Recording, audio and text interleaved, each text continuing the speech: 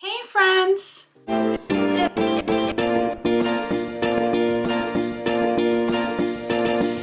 My name is Desiree, aka Mama Friendly, and I do all sorts of videos on my channel, from cooking videos to planner videos, vlogs, hauls, homeschool videos with a Disney twist, a little bit of everything.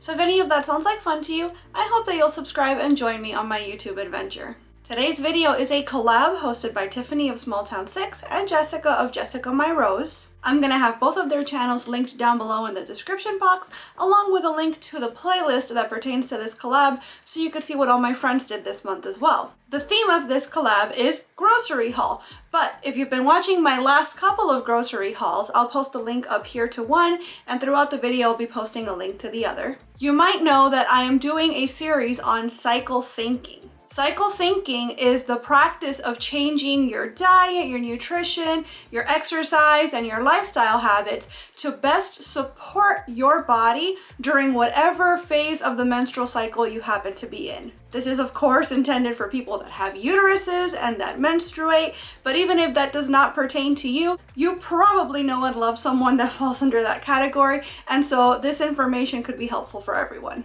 So in these videos, I like to give you a little bit of information about a phase of the menstrual cycle. I tell you what exercises and nutrition, etc. best supports that phase, what's happening inside your body during that phase, and then I show you a sample grocery haul that you could use for that phase of eating. This video is for the ovulation phase, which is the shortest phase of your cycle, but the one where arguably the most is going on inside your body. As usual, I've got my notes here, and also as usual, I want to remind you I'm not a doctor, I'm not an expert. This is just research that I've done, and it's stuff that I am implementing with my own body and my own cycles lately, and I feel great. So I just want to share the information so that if it's something that you decide you want to look into, this could be a jumping off point for that. But consult with your doctor, do your own research, don't just follow my information blindly. So ovulation is considered the summer of your cycle, and it typically lasts only 2 to 4 days, as opposed to the first two phases we already covered, which is the menstrual and the follicular. Each of those lasts about a week. You typically ovulate somewhere between day 14 and day 20 of your cycle. And during your ovulation phase, what happens in your body is that your estrogen peaks, and that tells your ovary, go ahead and release an egg into the fallopian tube. We're ready for baby making. Regardless of what your plans are in life, your body is just set up for that. As such, during this time that you're releasing the egg and your body is saying, hey, reproductive system, get in gear, we're getting ready to get pregnant, this is when you have your highest energy levels of the entire month. And it's also when you have your peak sex drive, meaning you are more likelier to want to have sex around the time that you ovulate. And again, this has nothing to do with what your plans are in life or not. You're just biologically driven to want to get pregnant. Like your system, that's its only purpose. The reproductive system, all it's there for is to reproduce. And so all these kind of events go into motion to try to make that happen. You also tend to be more social. Again, it's like all the different systems are ganging up on you and getting together to try to make you as likely to get knocked up as possible. Your progesterone rises as well right when you ovulate, and that might cause changes in your discharge.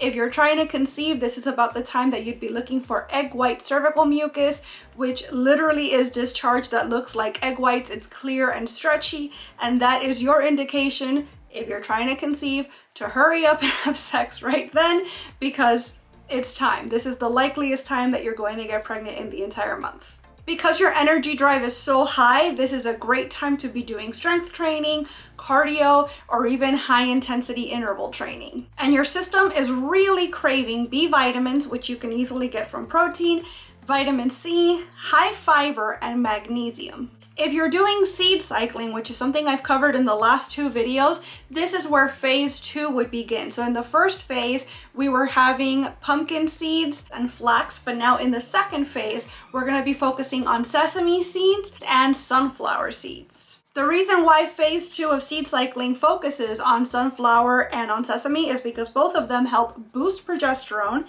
and they're high in vitamin E and selenium, which means that they help mop up any extra estrogen left over from that rise when you were trying to ovulate, and it helps you eliminate them. So seed cycling is not necessary with cycle syncing. They're two different things, but especially if you have PCOS or if you're trying to conceive, both of them in tandem can be helpful for supporting your cycle and trying to keep your hormone levels in check. So for your diet, you kind of want to focus on, like I said, B vitamins, vitamin C, high fiber, and magnesium.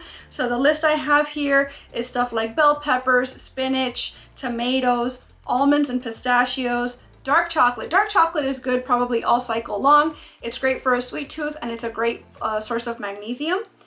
Quinoa, salmon, Brussels sprouts, cucumbers, berries, pecans, fatty fish, corn, grass-fed beef, and red lentils. These are all examples of great foods to have during your ovulation cycle. So now that I've covered all this information regarding this phase of the cycle, let me go ahead and show you my grocery haul. All right, friends, so we've got our little sort of grocery haul here for our ovulation week.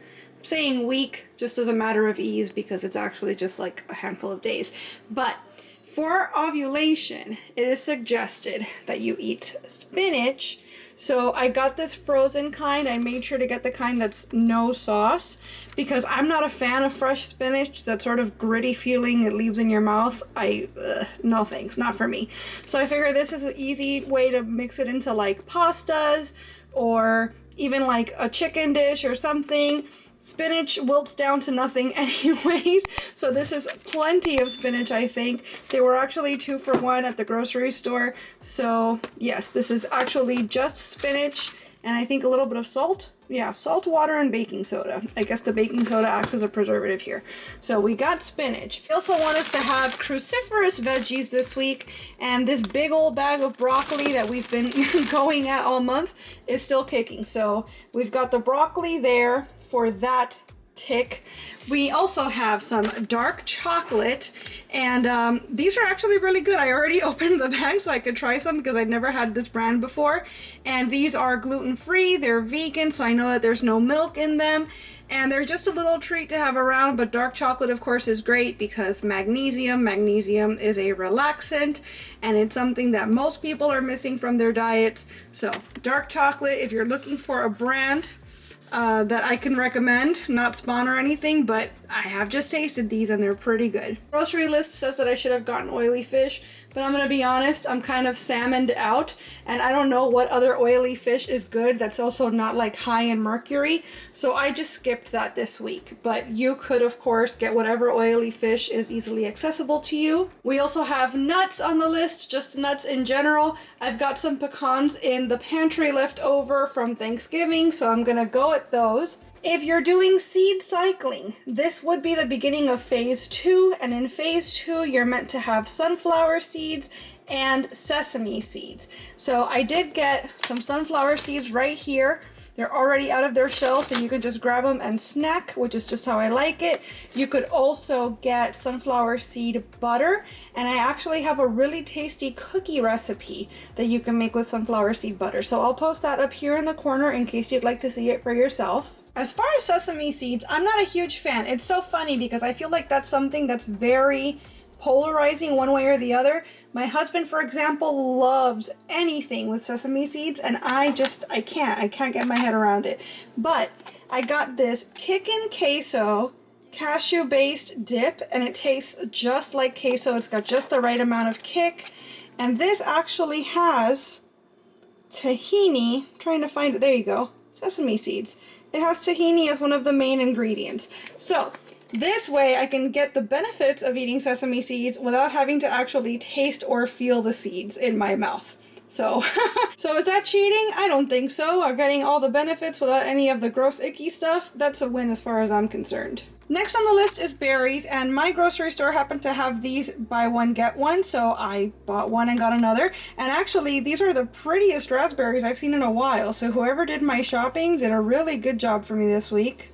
Now, Pomegranates are not specifically on the list this week, but it's almost a joke at this point just how obsessed I've gotten with these lately. And these were on sale as well. They were like $3 off. So I went ahead and I got myself one. Next, olive oil. We gotta have those good fats. Eggs. Eggs is on the list as well, or eggs are on the list as well. I got 18 eggs to last me for the week. Let me tell y'all, I don't know if you're aware, if it's hit your area yet, but there is an egg shortage. And I am feeling it on these egg prices. I used to get a 30 pack of eggs for $12 and change. And this week, the 30 pack was almost $19. And all of the cartons have gone up about that same sort of like ratio in price. So now's a good time to start keeping hens if you have the room. Speaking of hens, chicken is the next thing on the list. This was the cheapest cut I was able to find, $1.79 a pound for chicken thighs. So I got a big old container here. I'm going to kind of portion these out now and fridge some and freeze some so I have them ready for the whole week. Next, we have grass-fed beef. And I actually bought this organic grass-fed ground beef because it was on sale. And the organic was $6.99 a pound, which was cheaper than the regular, you can see here, lean ground beef, etc., $8.19 a pound. But here's the real kicker. I didn't order this. This was not on my receipt. I didn't pay for this, but the grocery person, whoever did my shopping, kind of snuck it in there. I don't know how that works as far as they're concerned, how the store let them leave with it without paying for it, because I certainly didn't pay for it. But now I have 2 things of ground beef when I only wanted the one, so yay for me, I guess. The last thing on the list is tomato and cucumber. I'm not sure why these things specifically. I also just realized how phallic this all looks. That was not my intention. But apparently tomato and cucumber have some micronutrients that are important for us to have while we are ovulating. And so there you go. So that's everything I got for my ovulation phase. Here's hoping it does the body good. I always forget to mention the tea until after the fact. So for the ovulation phase, I'm having some maca ashwagandha tea. And the reason that I chose this tea is because maca apparently helps women regulate their cycles. It's supposed to make ovulation easier, so it's something that's recommended a lot in PCOS circles. It helps boost testosterone levels as well, and it's supposed to be an energy booster and a libido booster. As far as ashwagandha, again, it's something that's recommended a lot in PCOS circles because it's supposed to help you ovulate. It helps regulate stress hormones, and again, it's an energy booster. So basically what the maca and ashwagandha do are help support and boost the things that your body naturally already wants to do during your ovulation cycle, which is ramp up your energy, ramp up your libido, and get you ready to conceive.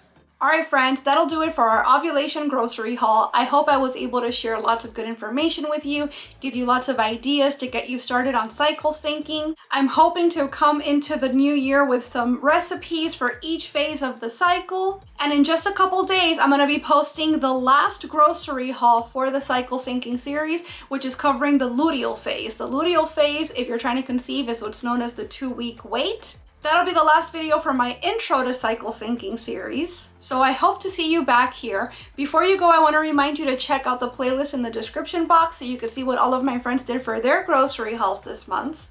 And as always, I want to thank you so much for being here and watching this video. I really hope you enjoyed it, and if you did, I hope that you'll please give it a big thumbs up. I'd also love it if you'd subscribe and click that notification bell because I post at least 3 times a week and I wouldn't want you to miss a minute. Thanks so much again for watching. Bye!